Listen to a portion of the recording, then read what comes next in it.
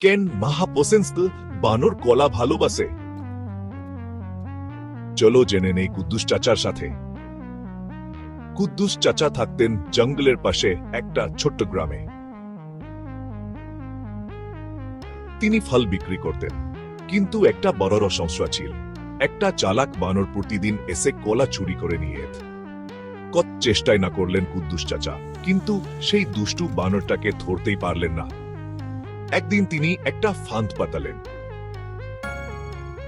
দোকানের সামনে একটা খাঁচা রাখলেন, ভিতরে রাখলেন পাকা পাকা কলা। খাঁচার দরজা খোলা, কিন্তু বের হওয়ার রাস্তাটা সরু। বানরটা আসলো, কলাগুলো ধরল, কিন্তু হাত ভরে কলা নিয়ে বের হতে পারল না।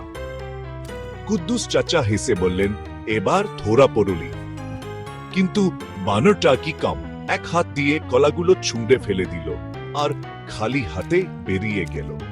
সারা গ্রামের মানুষ হাসতে হাসতে গাদারাগাড়ি খেল। কুদ্দুস চাচাও মুচকি হেসে বললেন, দেখে মনে হচ্ছে খেলা শুরু হলো। আর সেই দিন থেকে কুদ্দুস চাচা আর বানরটার মধ্যে একটা মজার খেলার শুরু হলো। ইয়া সারা গ্রামে আনন্দের জোহার বেরিয়ে দিল।